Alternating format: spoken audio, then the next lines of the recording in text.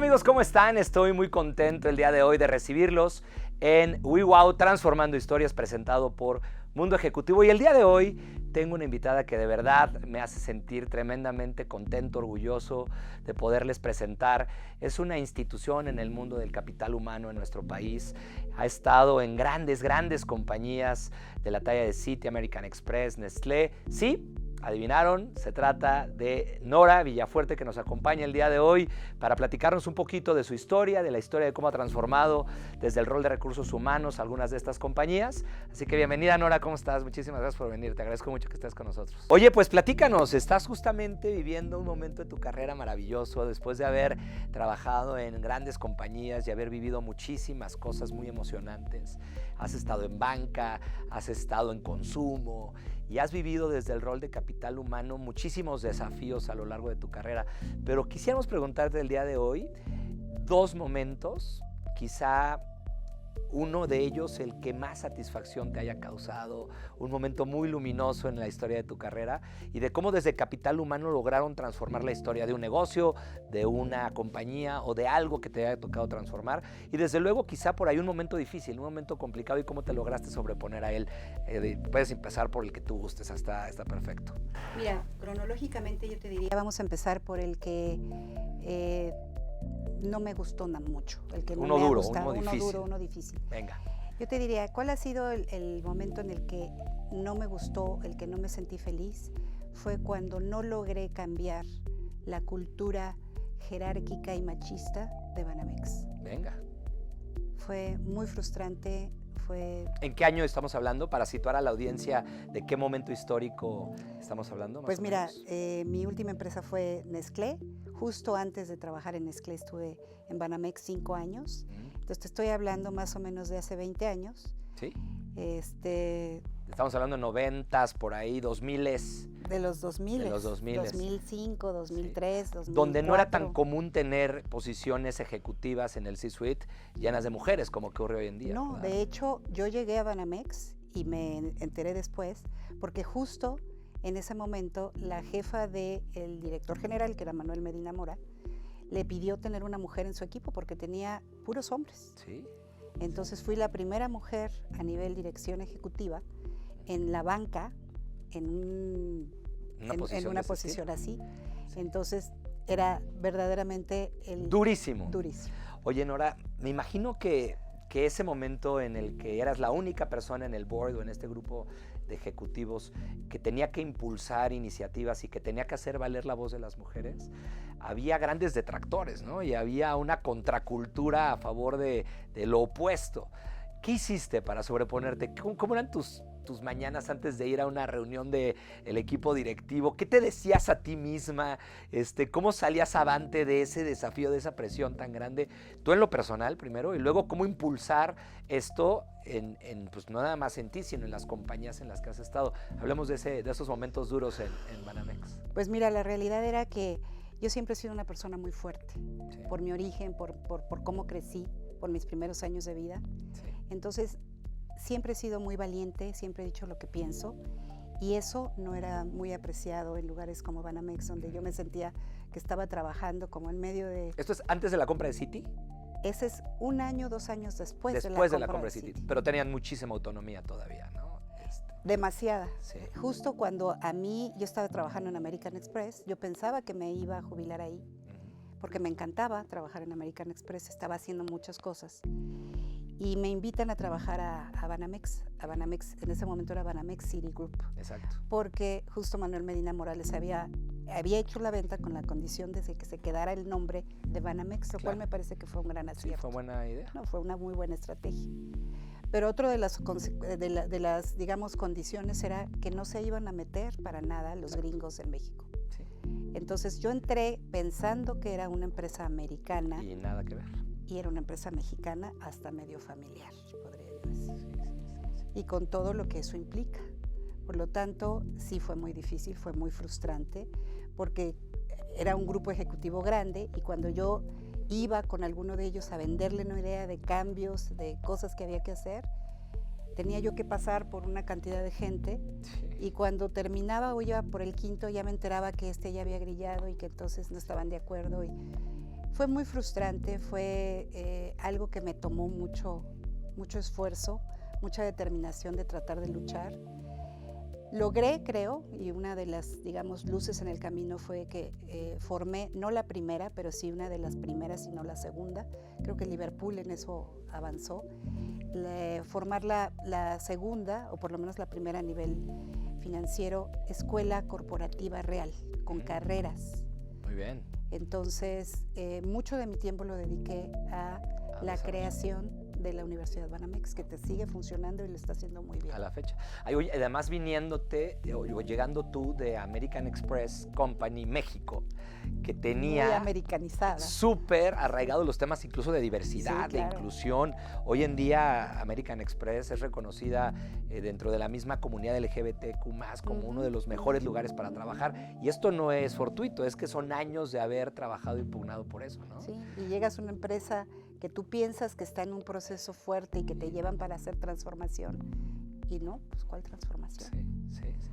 ¿Cómo te sobrepones, Nora? ¿Cómo te sobrepones a esta escena que me acabas de platicar en el que ya tuviste que ir convenciendo a 5 y te volteas y el primero ya te grilló y el segundo también, pisaste 4 callos y sientes que de pronto el proyecto se empantana? ¿Cómo logras transformar a una organización con ese nivel de complejidad? Qué difícil, ¿no? Pues te lo dije hace un momentito, la realidad es que nunca logré llegar a transformarla. Ese fue, yo podría decir, mi gran fracaso. ¿Qué crees que falló? No había absolutamente ningún interés, ninguna necesidad.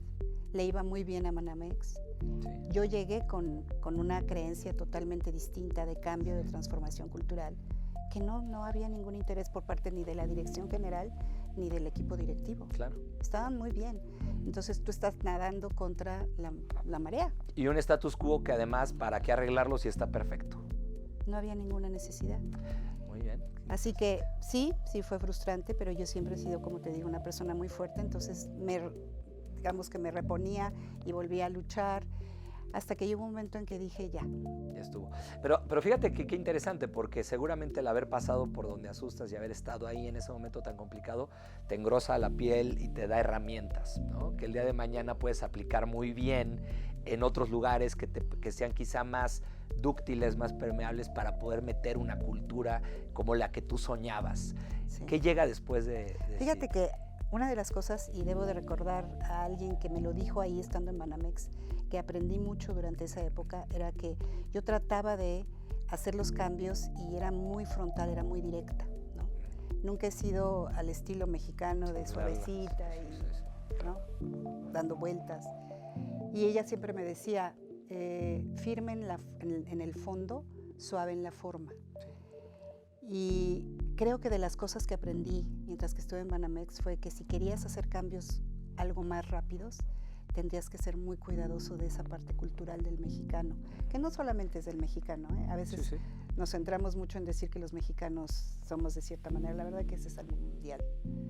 Pero yo creo que esas fueron de los grandes aprendizajes en Banamex. Esta parte de cómo gestionar las conexiones y los politics y este tipo de cosas que ya a cierto nivel se vuelve algo esencial para poder triunfar en una posición, ¿no?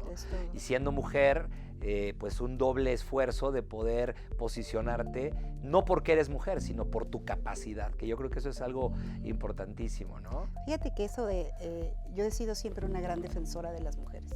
Para mí ha sido muy importante ayudar a las mujeres a que abran camino, porque a mí me tocó abrir ese camino hace 50 años, ¿no? Claro. Y durante los 50 años, sí, fui discriminada en algunos lugares, etcétera. Claro.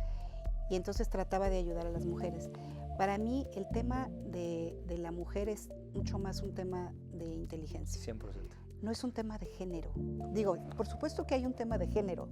No vayan a malinterpretarme, por favor. La realidad es que hay un tema de género fuertísimo. Sí, pero a la hora del día a día, de cómo luchar, tú tienes que mostrar que es esto lo que vale. Totalmente. Nada más. Totalmente. ¿No? Yo creo que ahí está el secreto, ¿no? Yo recuerdo, a mí me tocó llevar la posición de Disney, de diversidad, equidad e inclusión en Nueva York. y hablábamos muchísimo de este tema, ¿no? Que se tiene que dejar de hablar de hombres y de mujeres, se tiene que hablar del ser humano y de sus capacidades y de su energía y de su interés y de sus ganas por transformar, y no de que si es hombre o es mujer, practica una religión u otra, o tiene una preferencia sexual, o es joven, o es de una edad más avanzada. Tú has sido, a últimas fechas, Nora, yo creo que una de las personas que más ha trabajado en los temas de edad, en el tema de jóvenes. Ahorita ya nos salimos a hablar del tema de mujeres y hombres, y me gustaría que tocáramos el tema de los jóvenes, porque tú tienes, en los últimos años, me parece, uno de los grandes casos de éxito, de impulso al talento joven. Tan es así que entiendo que actualmente lideras dentro de Nestlé aún el proyecto de jóvenes que ustedes encabezaron, donde está la Alianza del Pacífico metida, y hay varios países inmiscuidos en todo esto. Este ímpetu y estas ganas del impulso a la mujer, hoy trasladado al talento joven. Platícame un poquito de eso y de los momentos luminosos. Fíjate que esa es una pasión para mí maravillosa. O sea, empezó hace 7 años, vino el jefe del que era mi jefe a México y dijo, oigan, ¿qué están haciendo para ayudar a los jóvenes? Y le dijimos, pues no estamos haciendo nada. Dijo, a ver, ¿por qué no me averiguan qué se puede hacer para los jóvenes desprotegidos, ayudarlos en la empleabilidad? Y ahí empezó todo. ¿Esto fue en qué empresa? ¿Ya en Nestlé? Ya en Nestlé hace 7 años. Yo en Nestlé estuve 15 años, sí, sí, hasta que me jubilé. Hace nada. 2 meses. Nada, está recién salidita del cascarón, como quien dice. Qué bueno, que también tú empezaste la plática diciendo algo de que yo trabajaba mucho en esa parte de los jóvenes, pero también de los viejos como yo, ¿no? Y la realidad es de que empezamos a trabajar para ayudar a los jóvenes y todo empezó con orientación vocacional. Yo siempre he estado convencida de que si a mí me hubieran dado una buena orientación vocacional, seguramente yo hubiera estado en el área de ventas, en el área de operaciones, porque soy muy orientada a la acción. Sí. Y empezamos a trabajar y muy pronto nos dimos cuenta que no era suficiente la orientación vocacional, que teníamos también que trabajar en formación dual. Y formación dual es algo que está empezando en México, es algo que muy pocas empresas lo están haciendo, lamentablemente. Sí. Muchas empresas alemanas lo llevan muchos años haciendo en México y lo hacen extraordinariamente bien, pero todavía no es algo generalizado. Y lo que nosotros empezamos a hacer fue creer en la formación dual. La formación dual es una parte teórica en la escuela y una parte práctica en el trabajo. Pero tomas a los niños, a los chicos, a los jóvenes desde el primer año de bachillerato. Sí, sí. Entonces a los 17 años ya están trabajando contigo. Y el gobierno, con todas las nuevas leyes, te lo permite como un esquema de aprendices. Claro. Y entonces los becarios. los modelas de acuerdo a lo que tú necesitas, con las competencias que tú necesitas, y tienes una fuerza laboral increíble. Y con un amor a la cultura desde el minuto 1. Desde el minuto 1. Entonces ha sido maravilloso. Actualmente sigo liderando ese proyecto en Nestlé, para toda la parte externa de Nestlé. Y además ahora fui nombrada vicepresidenta de formación dual de Concamín. Entonces estamos tratando de generalizar este proyecto para todos los jóvenes en este país, desfavorecidos sobre todo, ¿no? Porque tú sales como un técnico y todavía en México nos cuesta mucho trabajo dar primeras oportunidades. Dar primeras oportunidades y todavía creemos que si no eres licenciado no tienes valor. No tienes valor. Oye, tú lo sabemos, este gobierno lanzó Jóvenes Construyendo el Futuro hace 5 años más o menos. Yo recuerdo muy bien que me invitaste a las oficinas de Nestlé cuando empezó el proyecto de Jóvenes Construyendo el Futuro en México, y Nestlé dijo, nosotros vamos a hacer algo bastante grande, bastante agresivo. Y al poco tiempo ya estaba la Alianza del Pacífico y llegaron 1000 jóvenes de Colombia, me acuerdo. Y yo decía, wow, Nora, qué bárbara. O sea, nos dijo un año antes que esto le iban a meter fuerza, y al año siguiente, amigas y amigos, Nora tenía en el Hotel Camino Real en la Ciudad de México, creo que eran 4000 jóvenes de los 4 países que conforman la Alianza del Pacífico, y hablando de temas de desarrollo, de temas de crecimiento, de temas de liderazgo. ¿Cómo surge esa conexión de Nestlé con la Alianza y cuál ha sido la experiencia que tuvieron en eso, Nora? Pues mira, la realidad es de que todos los países estamos en el mismo lugar, todos los países necesitamos talento, y el talento joven está muy desperdiciado. Entonces necesitamos darles oportunidades, porque tú lo dijiste hace un momentito, los muchachos no encuentran esas oportunidades, talento existe. Y entonces empezó Laurent desde Suiza a establecer esas conexiones con todos los demás países, Perú, Colombia, Chile y México. Ahora ya se están sumando otros países y ellos quisieron subirse dentro de la parte de educación y formación dual a la Alianza del Pacífico. Entonces se empezó a generalizar. Hoy ya estamos 7 años, llevamos 7 reuniones de la Alianza del Pacífico. Y este es un proyecto que empezó en México y que debemos estar muy orgullosos porque se ha convertido en la punta de lanza de toda Latinoamérica, y no solo de Latinoamérica, también del mundo. Sí, no hay nada igual en el mundo. No, bueno, por supuesto, estamos hablando ahorita no de empresas alemanas que llevan muchísimo haciendo esto, porque es muy importante que sepamos que en Suiza el 75% de los jóvenes que hoy tienen 17 años, el 75% están en un programa de formación dual. ¡Wow! Y en Alemania. ¡Wow! Entonces, toda la diferencia. Y tú dices, ¿y por qué nosotros, un país pobre, seguimos persiguiendo licenciaturas que nunca vamos a alcanzar porque son un chorro de años y que no hay ni el dinero? Las señoras lo que quieren es que en cuanto el niño sale de la secundaria lo empiece a ayudar en el puesto. Claro.